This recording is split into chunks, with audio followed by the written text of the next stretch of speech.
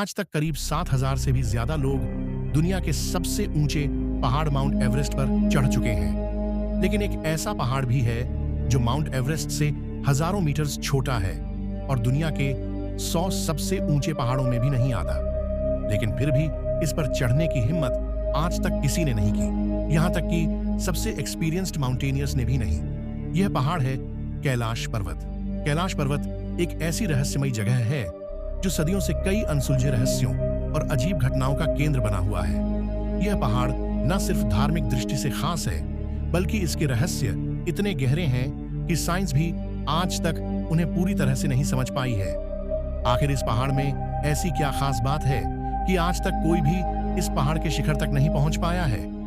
क्यों जो भी इस पहाड़ पर चढ़ने की कोशिश करता है वह 2 साल के अंदर ही मर जाता है? क्या सच में इस पहाड़ के अंदर कुछ छुपा हुआ है? और सबसे ज्यादा हैरान करने वाली बात, इस पहाड़ पर टाइम दुगनी रफ्तार से क्यों बीतता है, जिससे लोगों की उम्र काफी तेजी से बढ़ने लगती है? और क्या सच में चाइना ने कैलाश पर्वत के ऊपर कोई हेलीकॉप्टर भेजा था? तो आज की इस वीडियो में हम कैलाश पर्वत से जुड़े ऐसे ही सवालों और रहस्यों के बारे में जानेंगे, इसलिए वीडियो को पूरा एंड तक जरूर देखना। समुद्र तल से करीब 6,638 मीटर की ऊंचाई पर मौजूद कैलाश पर्वत को हिंदू, बौद्ध, जैन और बौन धर्म में काफी पवित्र माना जाता है। हिंदू धर्म में इसे भगवान शिव का निवास स्थान माना जाता है, जहां वह अपनी पत्नी माता पार्वती के साथ रहते हैं। बौद्ध धर्म में इसे परम आनंद के प्रतीक चक्र संवर का निवास स्थान माना जाता है। वहीं जैन धर्म में इसे अष्टपद कहा जाता है और माना जाता है कि यहाँ पहले तीर्थंकर ऋषभदेव को निर्वाण प्राप्त हुआ था। जबकि तिब्बती बौद्ध धर्म में कैलाश पर्वत को आकाश देवी सिपाही मैन का निवास स्थान माना जाता है। यह तो बात हुई कैलाश पर्वत के धार्मिक महत्व की। अब जानते हैं इससे जुड़े रहस्यों और सवालों के बारे में। साल 1999 की बात है जब एक Russian scientist doctor Ernest Muldashev Kailash पर्वत की मिस्ट्रीज को स्टडी करने के लिए अपनी टीम के साथ कैलाश पर्वत आए। उनकी टीम में जियोलॉजिस्ट, फिजिसिस्ट और हिस्टोरियंस शामिल थे। उन्होंने कैलाश पर्वत के आसपास कुछ महीने बिताए और इस दौरान उन्होंने कुछ तिब्बती लामाओं से मुलाकात भी की।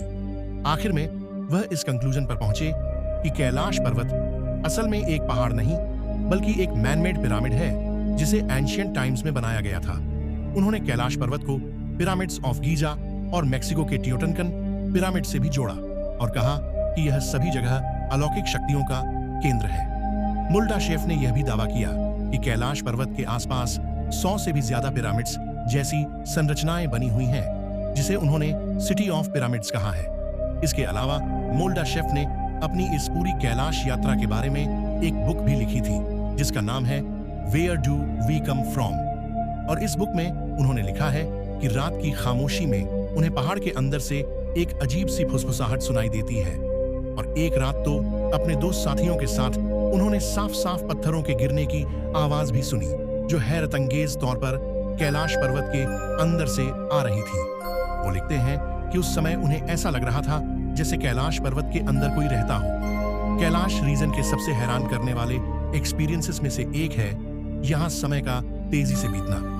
कैलाश पर्वत रीजन में आने वाले कई लोगों ने यह नोटिस किया है कि उनके बाल और नाखून अनयूजुअल तरीके से काफी तेजी से बढ़ते हैं, सिर्फ 2 ही दिनों में उतने जितने आमतौर पर 2 हफ्ते में बढ़ने चाहिए। इतना ही नहीं, लोगों ने यह भी नोटिस किया कि उनकी स्किन भी नॉर्मल से ज्यादा तेजी से बूढ़ी हो रही है। यह मिस्टीरियस फिनोमेना इस ओर इशारा करता है कि कैलाश पर्वत रीजन में समय किसी अलग ही तरीके से काम करता है। कुछ एक्सपर्ट्स का मानना है कि यहाँ कोई अनसीन फोर्स है जो शरीर और दिमाग दोनों पर प्रभाव डालता है। रशियन डॉक्टर अर्नेस्ट मुडाशव लिखते हैं कि एक बार एक सर्बियन माउंटेनियर ने उन्हें बताया था कि कुछ माउंटेनियर्स कैलाश पर्वत पर एक सर्टेन पॉइंट तक पहुंचने में कामयाब हुए थे, लेकिन जैसे ही वह उस पॉइंट तक पहुंचे, अचानक से वह पहले से ज्यादा बूढ़े दिखाई देने लगे। इस इंसिडेंट के बाद उन माउंटेनियर्स की एज इतनी तेजी से बढ़ी कि सिर्फ 1 साल के अंदर ही वह बुढ़ापे की वजह से मर गए। अब बात करते हैं कैलाश पर्वत के फुटहिल पर मौजूद 2 लेखक्स की, मानसरोवर और राक्षस ताल। वैसे तो यह दोनों लेखक्स एक दूसरे के बिल्कुल पास ही मौजूद हैं, लेकिन इसके बावजूद भी इनका स्वभाव एक दूसरे से बिल्कुल अलग है। जहां मानसरोवर लेक दुनिया की हाईएस्ट फ्रेश वाटर लेक है और यह अपने शांत और स्थिर स्वभाव के लिए जानी जाती है। इस लेक की सबसे ज्यादा हैरान करने वाली बात यह है कि इतनी ज्यादा हाइट और ठंड के बावजूद भी इस लेक का पानी कभी फ्रीज नहीं होता। वहीं दूसरी तरफ राक्षस ताल, जो कि मानसरोवर लेक के ठीक बगल में ही मौजूद है, इसका पानी समुद्र के पानी जैसा खारा है, जिस वजह से इसमें कोई जिंदगी नहीं पनप सकती।